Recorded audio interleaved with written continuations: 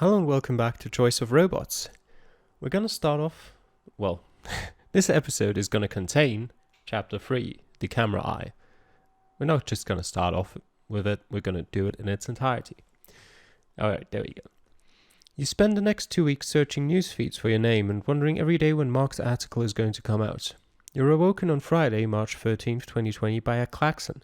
A script you wrote on your laptop has detected Mark's article on the internet. You blearily sit up in bed and stop your laptop's alarm. It's about 5 in the morning.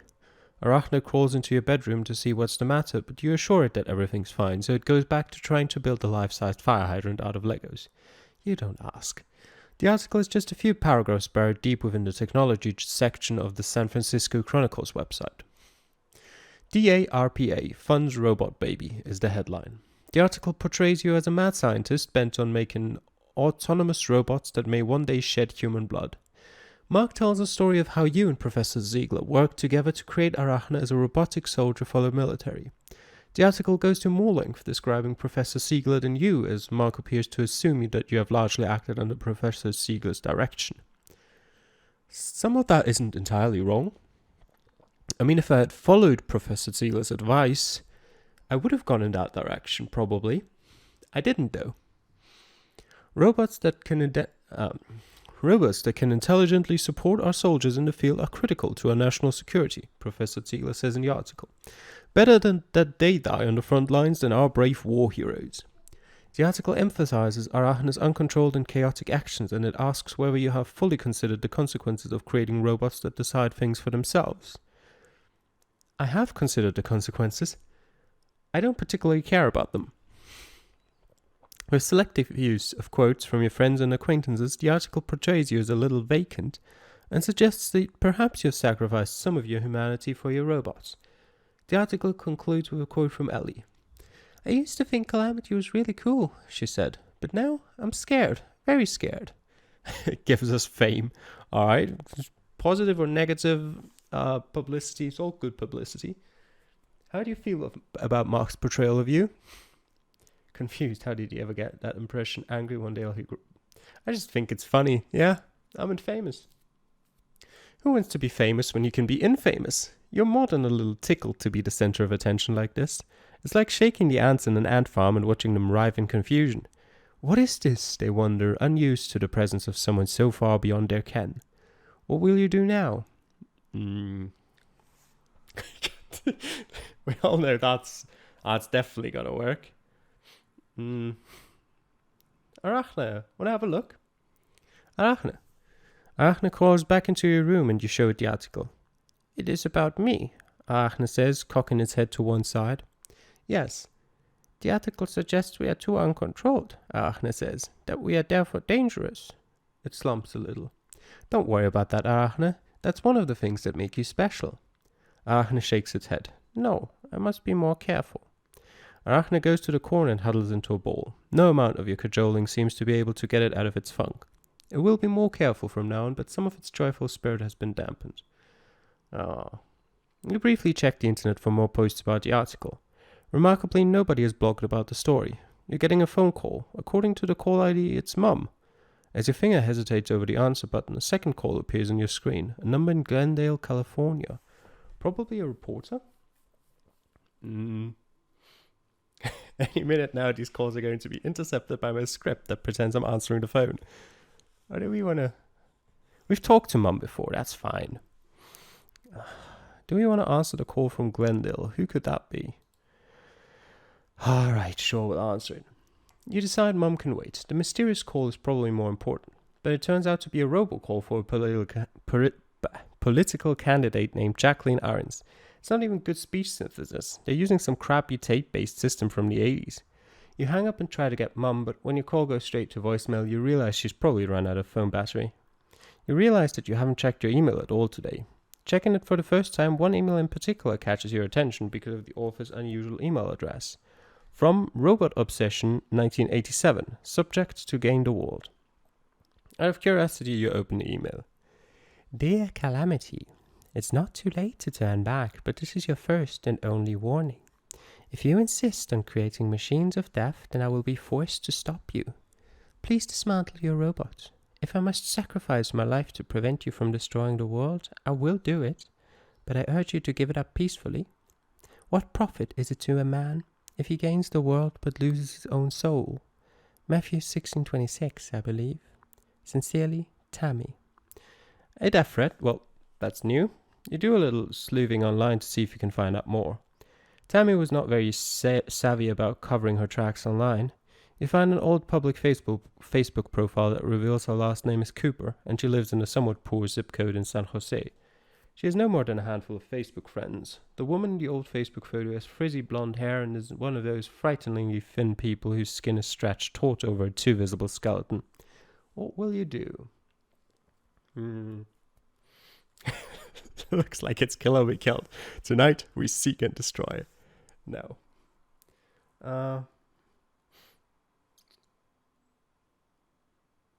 Alert the police to Tammy. Yes. You read the email over the phone to a police receptionist at the San Jose Police Department. All right, keep us updated on your situation, sir, she says. Are you going to launch an investigation, you ask? No, we don't do investigations in this office. But you don't need to do an investigation. It's Tammy Cooper. I did some sleuthing myself. We can't arrest someone on suspicion alone, sir. Oh, never mind. You hang up. You suppose this is why nobody ever calls the police in horror movies? Fair?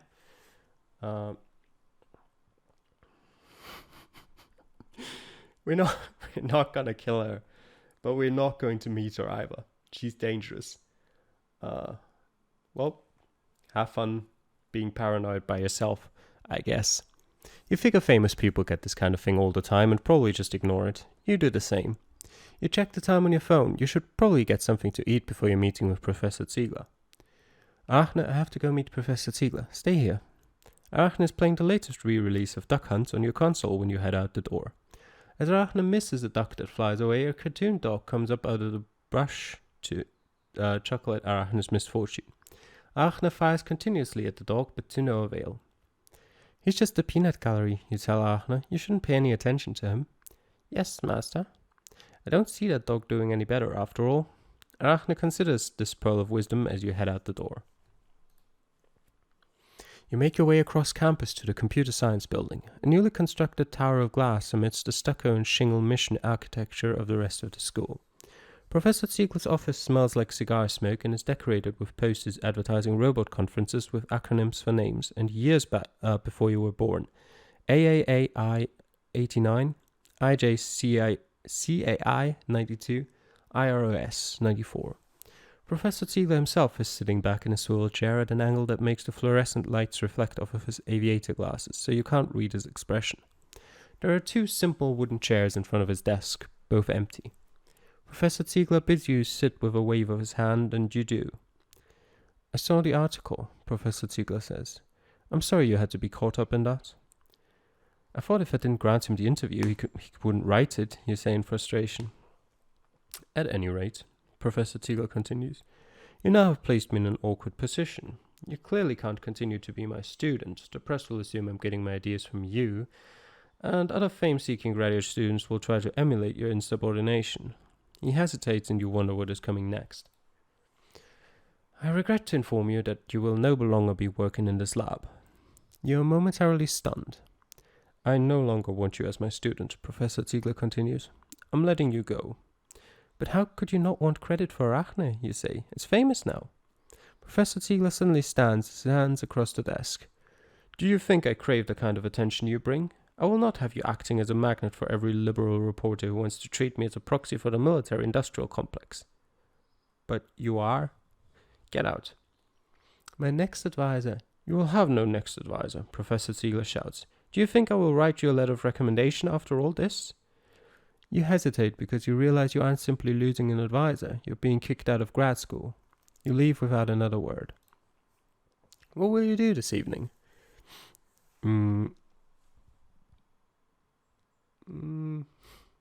Self-defense or social graces? Let's go with self-defense. You spend the evening teaching Arachne about the places on the body where someone might be incapacitated with a quick blow. The back of the neck, the eyes, the nose, and the back of the leg. Had it been another day, you might have emphasized the importance of not using violence unless strictly necessary, but in your exhaustion, you find yourself explaining that the human body is no more than a machine.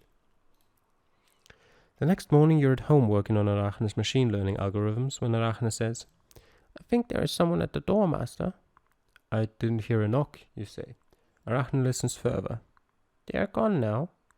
You open the front door to see that a greasy brown package roughly the size of a shoebox has been left on your doorstep. There is postage, but no postmark, and the return address is The President, 1600 Pennsylvania Avenue, Washington, D.C.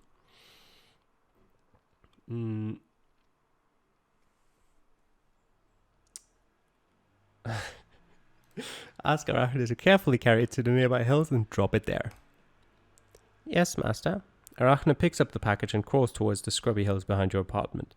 It makes it no further than the end of your block when the bomb goes off, separating Arachne's Inspector Gadget arms and masked head from his body and sending them skittering across the street. God damn it. I mean, I got it away from the house. It probably would have gone off either way if I had just waited for the police, so that might have actually been the best thing I could have done. That night you stay home in order to put Arachne back together again. Your unfortunate robot blew apart at the weak bits, so you don't really have to remake any of the big parts. It's a matter of replacing the joints and their sensors. You clean the dirt off of Arachne's masked head as best as you can, but a long deep scratch will look like a scar unless you remake the face entirely. You find you can't bring yourself to do that. You think it just won't feel right. Arachne's probably scarred in more ways than one. You screw the last of the replacement joints into place around midnight, and it's 2 a.m. before you have all the wires hooked up. You finally cycle on Arachne's power. Arachne's eyes twitch, and then it slowly straightens and looks at you groggily. "Master, was I dead?" "You were disassembled, you say? I reassembled you." "I did what you said," Arachne said, "but it hurt a lot." It says this like it's a question. "I'm afraid that is your fate in life," you say. "You are built to obey." Arachne nods at this, but it seems sad. The apartment is quiet for the rest of the evening as you and Arachne sit alone with your thoughts. You notice that when Arachne crawls into the next room, its gait is now more halting as it must deal with all of the new joints. You hope it'll recover. The next day you get a call from your mother. Oddly, she chooses not to use video at all. "Calamity, I have some bad news for you," she says, and there's a heaviness in her voice that you've never heard before that fills you with dread. You're completely unprepared for what comes next. "Your father passed away last night." Your father's funeral is a simple graveside affair with just a few attendees. The casket is sitting on a metal gurney next to the hole into which it will eventually be lowered after everyone has gone. There are no trappings of any faith, since your father was not religious himself, nor did he have many close friends, but the ones you know came. You find yourself sitting in the front row next to Arachne, who is not explicitly invited, but was not explicitly prohibited either. Arachne fidgets constantly, and you have to place a hand on it more than once to get it to sit still. Your mother, wearing a black dress and veil, goes up to stand next to the casket. "It's not often that my English degree comes in hand, as Bill would have been quick to point out," she says with a wry smile. "But on a few occasions I find none of my own words seem sufficient. So I'd like to begin with a favorite passage of ours." She begins. I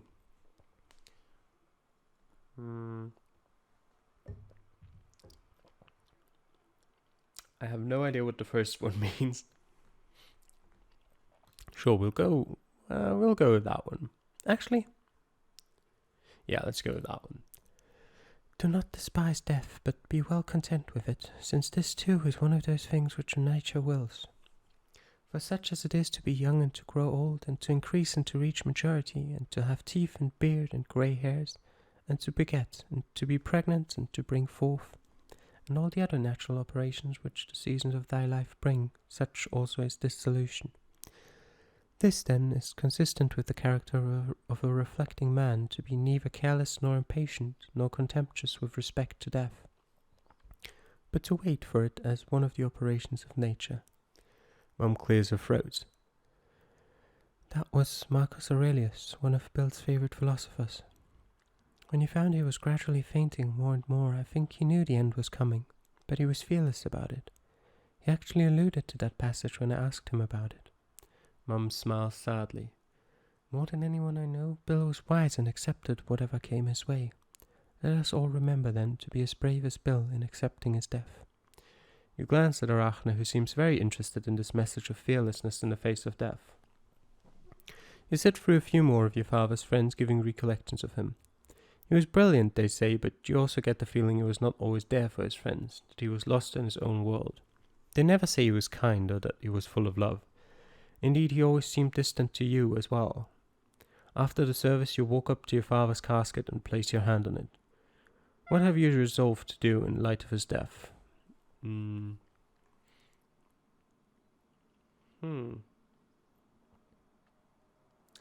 must find out more about why Dad died and whether I'm genetically at risk.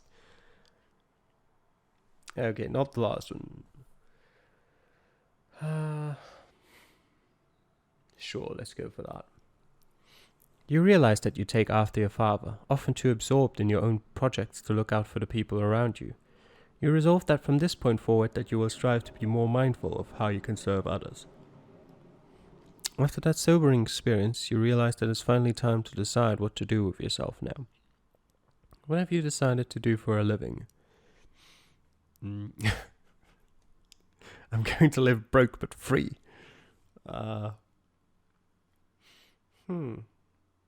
Sure, we'll start our own company. Sure, Arachne works, that's fine. You have decided that the surest way to change the world is with your own company.